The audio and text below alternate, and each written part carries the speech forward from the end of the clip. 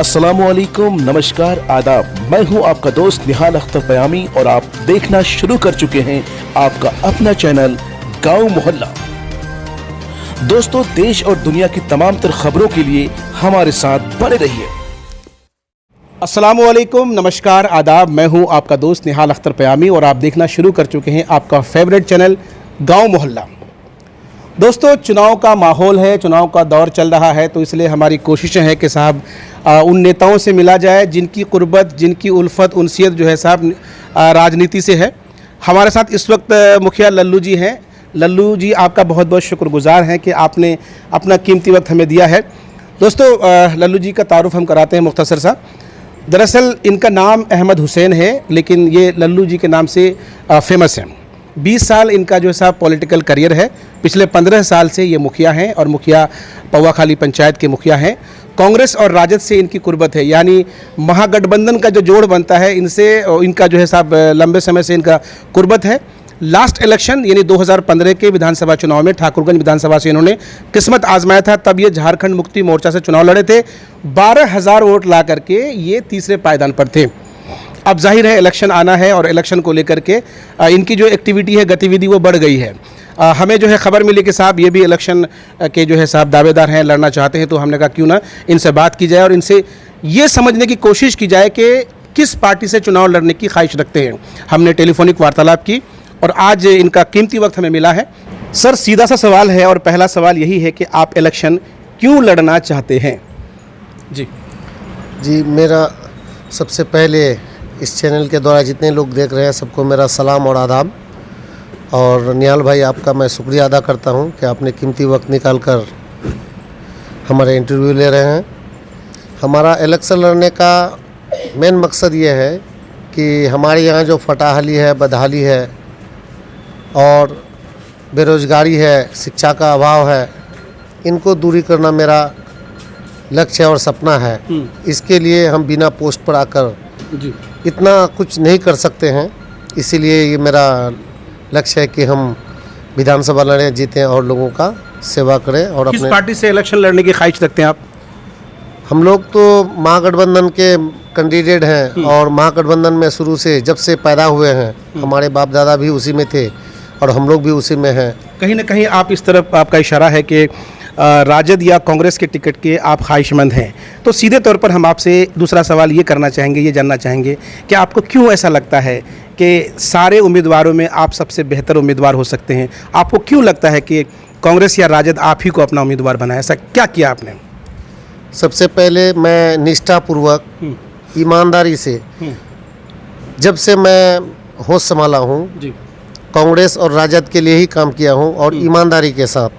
वो हमारे छोटे लीडर से लेकर बड़े लीडर तक जानते हैं कि अहमद हुसैन उर्फ लल्लू मुखिया ईमानदारी से हर हमेशा अपना ताकत, अपना पैसा और अपना समय लगाकर अपने लोगों के साथ हर हमेशा पार्टी में काम करने का काम किए हैं। इसलिए मुझे लगता है कि सबसे अच्छा और प्रबल दावेदार हम हैं। चलिए, पिछले 10 साल से जेडीयू के विधायक हैं यहाँ के नौशाद साहब, 10 साल से हैं। जी हैं। हम आपसे ये जानना चाहेंगे कि वो कौन से मुद्दे हैं, वो कौन से काम हैं इस 10 साल में नहीं हुए।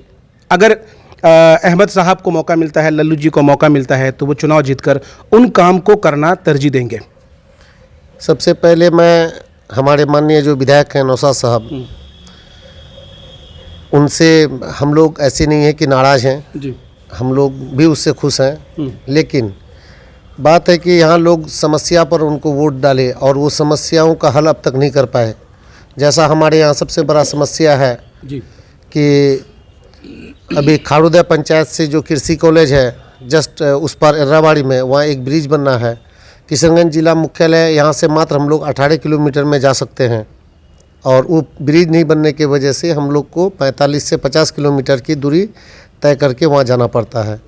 स्वास्थ्य में बिल्कुल विफल हैं हम लोग, फिर शिक्षा के मामले में भी विफल हैं। और इसी ठाकुरगंज प्रखंड के अंतर्गत दल्ले गांव एक पंचायत है जहाँ की 95% लोग किसान हैं और उन लोगों को अपना सामान खरीदने के लिए खाद, बीज जो भी हो, किसान का से सामग्री जो भी हो, जाने के लिए नेपाल के रास्ते उन लोग को ठाकुरगंज जाना पड़ता है। क्या बात कर रहे हैं?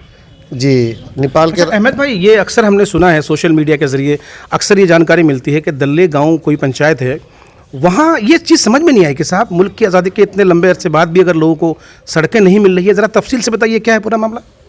मामला ये है कि वहाँ 2 ब्रिज चाहिए, जी 2 ब्रिज चाहिए, और 2 ब्रिज जब एक पश्चिम छोर से और एक पूर्वी छोर से अगर बन जाएंगे तो वो बिल्कुल 100% हम लोग के इन मतलब आसान हो जाएगा ठगवन जाना, पवा खली आना।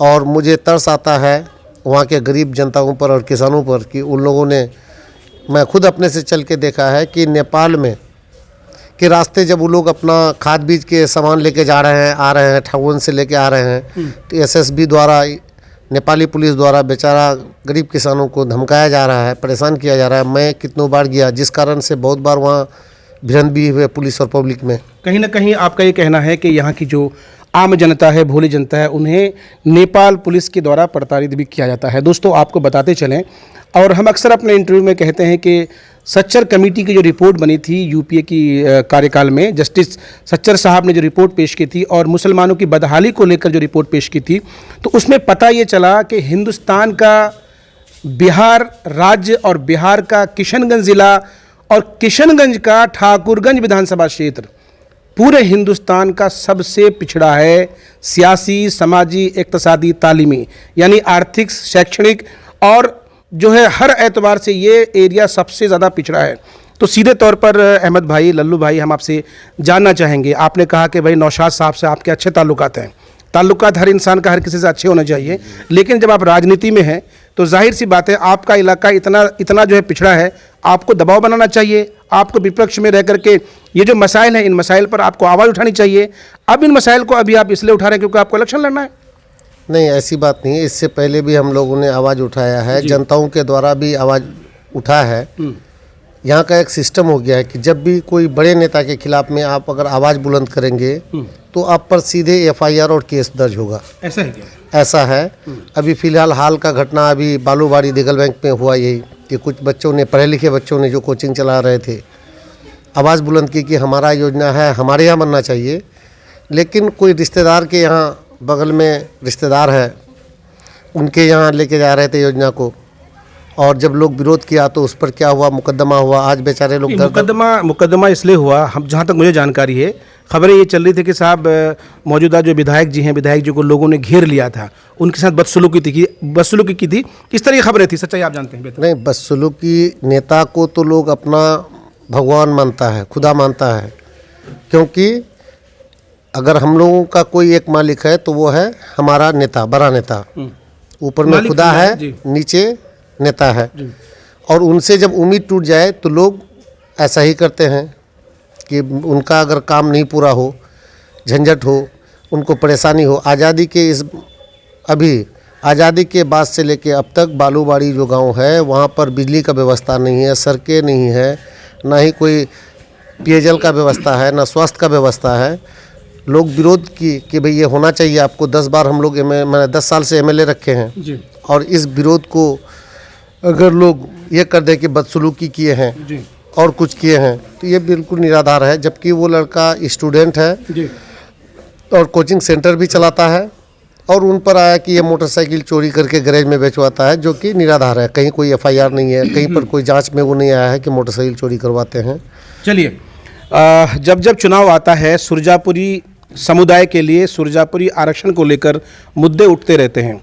हर नेता की तरफ से कहा जाता है कि अगर हमें जिताओगे तो हम आपको सुरजापुरी रिजर्वेशन देंगे, जिससे आपको गवर्नमेंट जॉब में जो है बेनिफिट मिलेगा। तो क्या अहमद हुसैन उर्फ लल्लू जी वो भी अपने चुनावी मुद्दों में एक मुद्दा ये भी रखेंगे कि क्या यहाँ के सुरजापुरियों को उनका रिजर्वेशन दिया जाना चाहिए, मिलना चाहिए?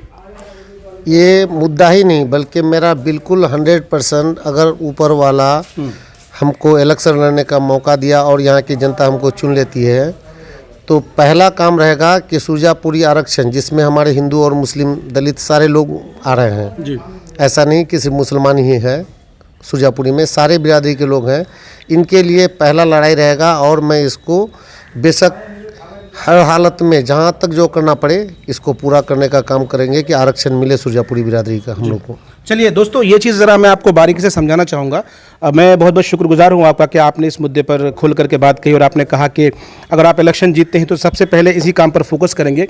दोस्तों, बताना चाहूँगा कि दिल्ली हो या फिर हिंदुस्तान के किसी भी कॉलेज में, यूनिवर्सिटी में आपको एडमिशन लेना होता है, वहाँ पर एक कॉलम ओबीसी का आता है, अदर बैकवर्ड कास्ट, जिसमें हम सुरजापुरी भी आएंगे अगर हमें रिजर्वेशन मिले तो। तस्लीमुद्दीन साहब ने अपने इलाके के लिए, यानी जो तस्लीम साहब जिस बिरादरी से आते थे, क्या था बिरादरी उनका? कुलैया बिरादरी। तो कुलैया बिरादरी को उन्होंने रिजर्वेशन दिलाया हुआ है। तो उसी तरह से अगर सुरजापुरी बिरादरी का रिजर्वेशन मिल जाता है हमें, ओबीसी में अगर हम आ जाते हैं, तो न सिर्फ कॉलेजेस के एडमिशन में बल्कि सरकारी जितनी भी जॉब्स हैं तमाम जगहों पर हमारे बच्चों को, हमारे नौनिहालों को, हमारे जो सलाहियतमंद नौजवान हैं उनको जो है साहब एक मौका मिलेगा, एक सुनहरा मौका मिलेगा। मैं आपको सल्यूट करता हूं सर कि आपने इस मुद्दे पर बात की है। खैर, अब हम आते हैं इस बार एमआईएम की जो चर्चाएं हो रही और एमआईएम ने जो ऐलान किया है कि साहब हम 32 जगहों पर अपने उम्मीदवार को उतारेंगे। ये सवाल आपसे इसलिए पूछ रहा हूं क्योंकि आपने खुद कहा कि आप राजद और कांग्रेस से आपका जो मिजाज मिलता है और आप इसी पार्टी के टिकट के लिए जो है आप कोशिशें भी कर रहे हैं। ठाकुरगंज से अब तक 5 लोगों की दावेदारी आ चुकी है एमआईएम से। ऐसे में अगर आपको पार्टी उम्मीदवार बनाती है, राजद में या कांग्रेस में से कोई भी अगर आपको उम्मीदवार बनाता है, तो आपका सीधा मुकाबला नौशाद साहब से होगा या एमआईएम के किसी उम्मीदवार से होगा? नहीं, यहाँ पर सबसे बड़ी बात यह है कि अभी एआईएम और जहाँ तक नौशाद साहब की बात है, तो इस बार हमको ये लग रहा है कि नौशाद साहब शायद किसी टक्कर में ही नहीं रहेंगे। अच्छा। क्योंकि लोगों के साथ उन्होंने धोखा दिया है, क्योंकि हम लोगों ने उसको महागठबंधन के नाम पर वोट डाला था कि महागठबंधन में ये भाजपा के खिलाफ में, और उन्होंने ये किया कि जो ही इलेक्शन हुई और सबसे ज़्यादा सीट हमारा महागठबंधन का था, राजद तो जदयू से भी ज़्यादा सीट था। उसके अलावा वो क्या किए कि वो छोड़ के भाजपा के गोद में चले गए और लोग किसी भी कीमत में इस बार उसको स्वीकार नहीं करेंगे। लेकिन सर, आप जिस पार्टी से आने की बात कर रहे हैं, एक तरफ अगर राजद की बात की जाए तो लोग राजद को छोड़कर जेडीयू में चले जा रहे हैं, अगर कांग्रेस की बात की जाए तो कांग्रेस के नेताओं के बारे में कहा जाता है कि साहब, और सच्चाई भी है कि जीतने के बाद वो बीजेपी के गोद में चले जाते हैं, वो बिक जाते हैं। तो कहीं ना कहीं लोगों का एतमाद कांग्रेस और राजद से हटता जा रहा है। नहीं, ये नेतृत्व का कुछ कमी है कि उसके वजह से कुछ लोग नाराज़ हो जाते हैं।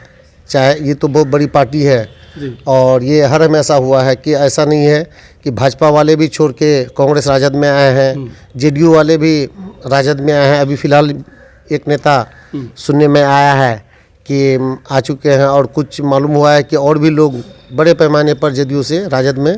अच्छा, एमआईएम जिस तरह से बिहार में पैर पसार रहा है और किशनगंज सीट पे एमआईएम को जीत भी मिली है, तो एमआईएम को किस तरह से देखते हैं? क्या एमआईएम का बिहार में आना यहाँ के लोगों के लिए भला है, बेहतर है, या इनके आने से सांप्रदायिक माहौल बनने का एक खदशा है, डर है?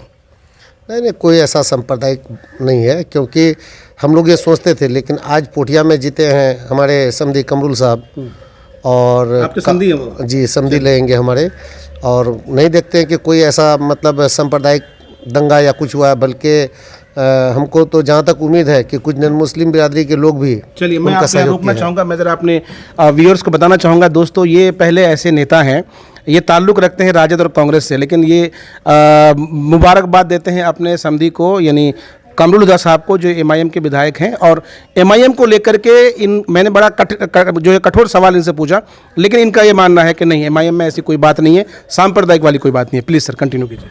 हाँ, ये सांप्रदायिक नहीं है। जहाँ तक सांप्रदायिक का सवाल है, तो ये भाजपा से बड़ा तो सांप्रदायिक पार्टी पूरे हिंदुस्तान में हो ही नहीं सकता है। उन्होंने हम लोगों को धमकाने का काम किया है, यहाँ के अक़लियतों को, CAA, NRC, उसके बाद NPR के नाम पर। ये तो खैर है कि अभी कोविड-19 की वजह से मुद्दा दब गया है, वरने तो हम लोगों को तो धमकाने का काम सबसे ज़्यादा वो किया है। बाकी कहीं पर भी ऐसा नहीं हुआ है कि उन लोगों को, भाजपा वालों को, बाकी लोग धमकाने का काम किया है। लोग डरे समय हुए थे, आप लोग खुद उस टाइम में कवरेज कर रहे थे कि लोग इतना परेशानी में मुब्तला थे कि कोई अपना दादा परदादा का पेपर लाने के लिए कहाँ नहीं भटके। कुछ लोग हमसे पैसा लेके माल दे गए। अच्छा। और कलकत्ता गए, फिर पेपर लेके आए। सोचिए, इतना डर का माहौल था। लोग अपने छोटे छोटे बच्चों को लेकर भूख हड़ताल में बैठ गए, और रह गई बात, इससे पहले आपका एक सवाल था कि भाई हमारे नौशाद साहब से टक्कर की, तो मैं ये बताना चाहता हूँ, जब हम लोग यहाँ एनआरसी और सीएए का प्रोटेस्ट कर रहे थे, उस टाइम में वो भाजपा के संगठन बना रहे थे, यहाँ पर टेंट लगा के खाना वाना खिलवा रहे थे भेलागुड़ी में। बहुत तकलीफ़ हुई कि इस घड़ी में एक गिलास पानी ही ऐसे ही ला के स्टेज में पिलवा देना था हमारे विधायक जी को। तो खैर चलिए, उसको तब भी मुबारकबाद देंगे क्योंकि वो हमारे विधायक हैं और हमसे बड़े हैं, तो उसका बड़ा सोच है, हो सकता है। चलिए आखिरी सवाल बहुत अच्छा लग रहा है सर आपसे बात करते हुए और बड़ी बेबाकी से अपनी बातों को आप रख रहे हैं।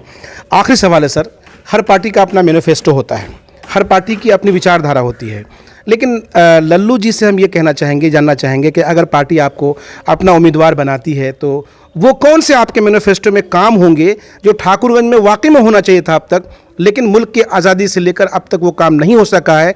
अगर लल्लू जी को टिकट मिलता है, वो जीतते हैं, अवाम अगर उन पर एतमाद करती है तो वो बुनियादी मसाइल ज़रूर हल होंगे। सबसे पहले तो हम ये कहेंगे कि ठाकुरगंज में एक नहीं बल्कि अनेक समस्याएं हैं जो हम लोग को पूरा करना है इस विधानसभा में। सबसे पहला तो मैं आपको बोल ही दिया कि एक ब्रिज है जो कृषि कॉलेज से सीधे खाड़ूदे बनना है, बड़ा मसला है, वो बड़ा मसला है। दूसरा मसला है हमारा ठाकुरगंज में दल्ले गांव पंचायत में 2-2 ब्रिज चाहिए वहाँ पर। तीसरा मसला है हमारे दिगल बैंक और ठाकुरगंज में 95% लोग किसान हैं।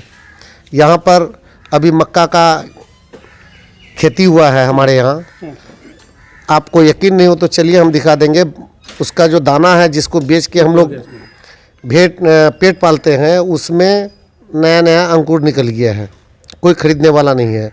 जो 2000 का मक्का है उसको सीधे 1000 में 900 में 950 में ख़रीदा जा रहा है। इसीलिए हम कोशिश करेंगे कि अगर ऊपर वाला हमारे मुकद्दर में जीत लिखा है, यहाँ की जनता हमको चुनती है, तो पहला काम करेंगे कि यहाँ एक गोडाउन बने और सरकार के द्वारा ख़रीदारी के लिए कोई फैक्ट्री लगे कि हमारे यहाँ के लोगों को बाहर नहीं जाना पड़े।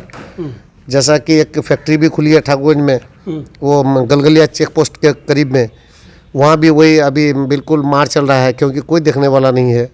और जब हम लोग अगर देखेंगे तो हम लोग पर गुंडागिर्दी का आरोप लगेगा, रंगदारी का आरोप लगेगा कि रंगदारी करते हैं फैक्ट्री में आके, और इन सब चीज़ों को ठीक करना बहुत ज़रूरी है और ये करेंगे हम लोग।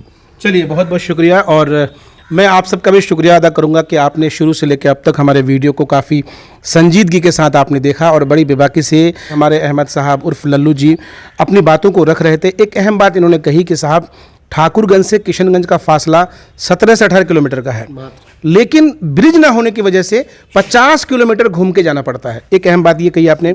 दूसरी बात इन्होंने कहा कि साहब दल्ले पंचायत है, दल्ले गाँव पंचायत है, वहाँ के खुद के लोगों को जाने के लिए नेपाल बॉर्डर से होकर गुजरना पड़ता है और नेपाल की पुलिस उन्हें प्रताड़ित करती है। और आप सबको पता ही है कि इस वक्त देश के हालात कैसे हैं और हमारे रिश्ते नेपाल के साथ कैसे हैं, और भी कई ऐसे मसाइल हैं। आपने कहा कि अगर आप जीतते हैं तो सुरजापुरी बिरादरी के लोगों को सुरजापुरी रिजर्वेशन भी ये दिलाने का काम करेंगे। हम आपको इसी तरह और नेताओं से मिलाते रहेंगे। हमें इजाज़त दीजिए, अल्लाह हाफिज़।